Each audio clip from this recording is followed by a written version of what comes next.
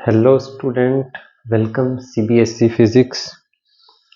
तो students, semiconductor का case study का क्वेश्चन है हमारा सेट 541 में आई थिंक।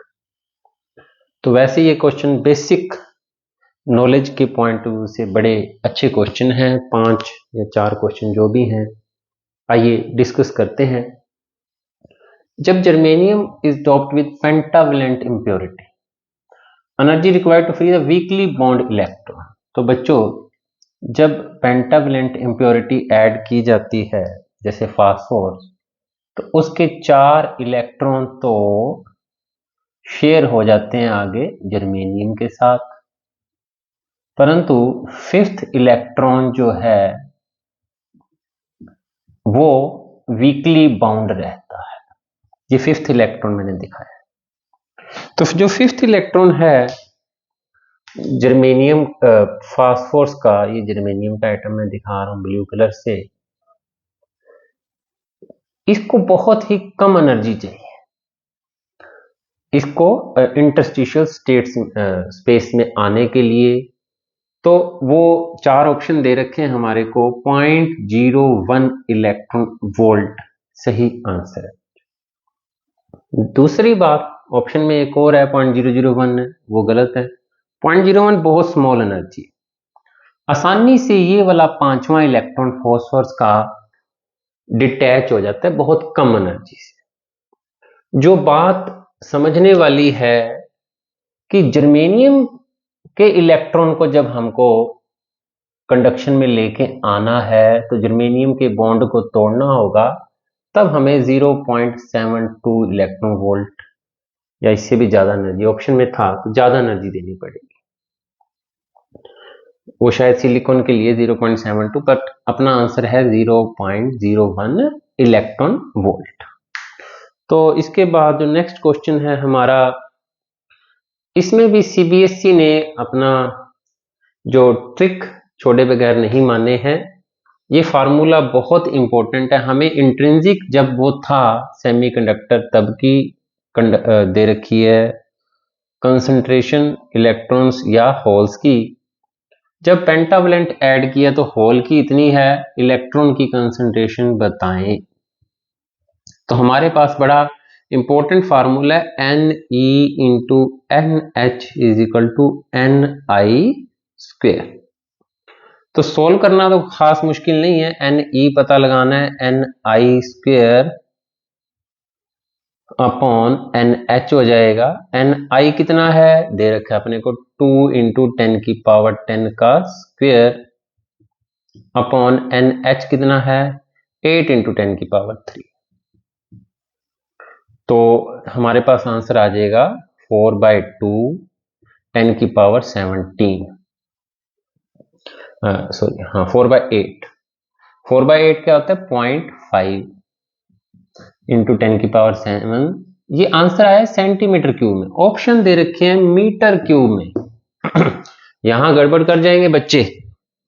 तो जब अपने को सेंटीमीटर क्यूब को मीटर क्यूब में चेंज करना होगा तो 1 सेंटीमीटर क्यूब माइनस की पावर है 10 की पावर 6 पर मीटर क्यूब के इक्वल हो जाएगा, क्योंकि 1 सेंटीमीटर इक्वल टू 10 की पावर -2 मीटर।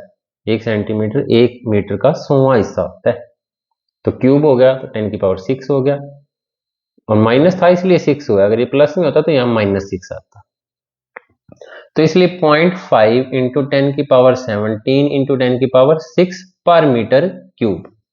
तो एक 5 को जब डेसिमल मिल जाएगा, 17 6 23 थे, 22 रह जाएगा, क्योंकि एक डेसिमल अपन ने इसको दे दिया। तो ऑप्शन आएगा D.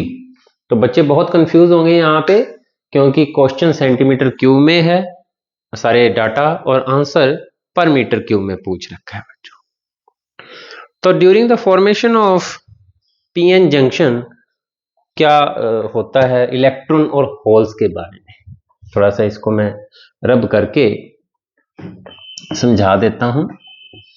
During the formation of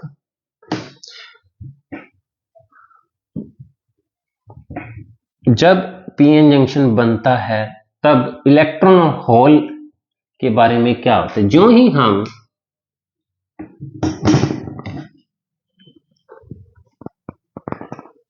जो है हमारा पी और एन जंक्शन बैरियर बनने से पहले मान लो एक बार अपन ने अटैच किए, इस साइड होल्स ज्यादा हैं पी वाली साइड और एन वाली साइड इलेक्ट्रॉन्स ज्यादा है।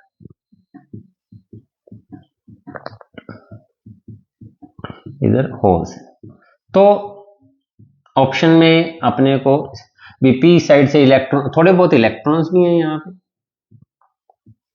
थोड़े बहुत होल्स एन साइड में भी हैं, बहुत कम संख्या में। तो during the formation of P N junction क्या होता है, देखो कंसंट्रेशन के डिफरेंस के कारण मेजॉरिटी चार्ज कैरियर पी में कौन है, होल्स फ्लो करते हैं एन साइड में और इलेक्ट्रॉन्स फ्लो करने लग जाते हैं एन से पी साइड में। तो ये ऑप्शन अपना पहला ही ऑप्शन है, होल कहां से जाते हैं, फ्रॉम पी साइड डिफ्यूज होते हैं to N side, diffuse concentration के डिफरेंस के कारण, एंड इलेक्ट्रॉन्स कहां से आते हैं जो कि एन साइड में ज्यादा है, from N side goes to P side.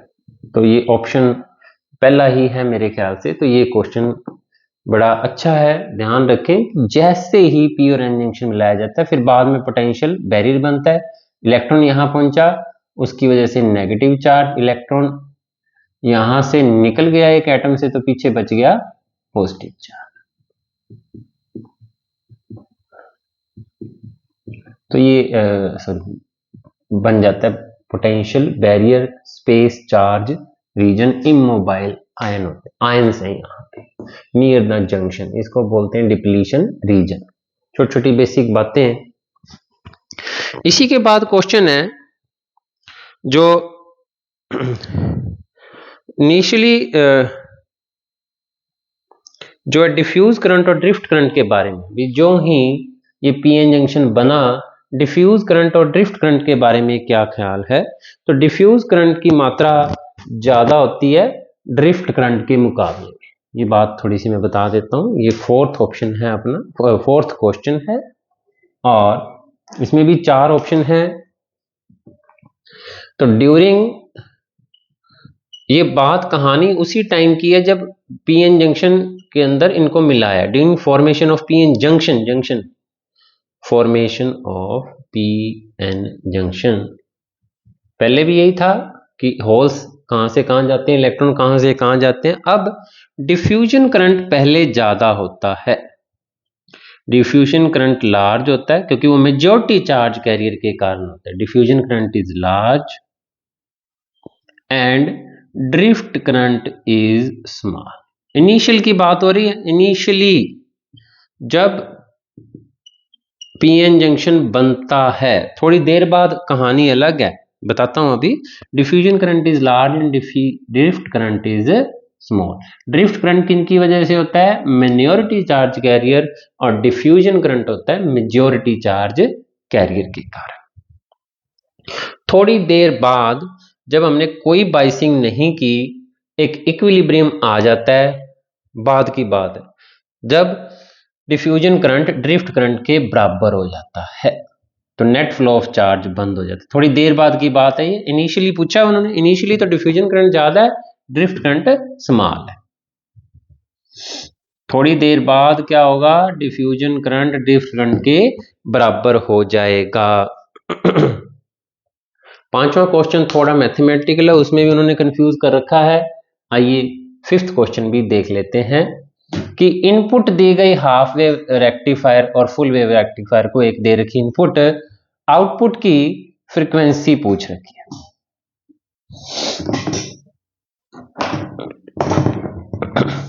Input दी गई थी AC input V equal to 0.5 sine 100 pi t. तो कहता है हाफ वेव रेक्टिफायर और फुल वेव रेक्टिफायर की फ्रीक्वेंसी क्या होगी। ऑप्शन है हमारे पास 25 हर्ट्ज, 50 हर्ट्ज।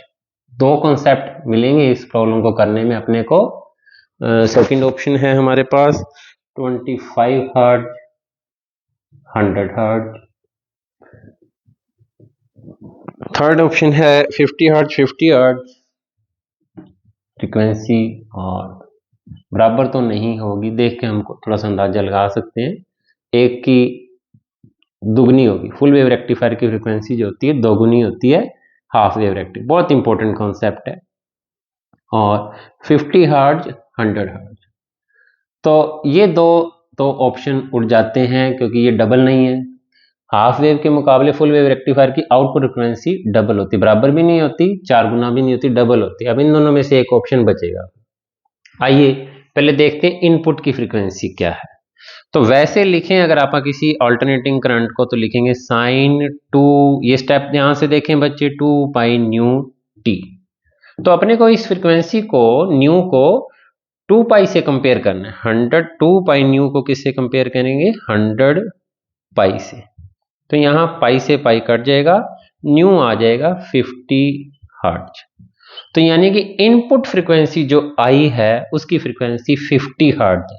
तो हाफ वेव रेक्टिफायर में 50 हर्ट्ज ही रहती है और फुल वेव में डबल हो जाती है।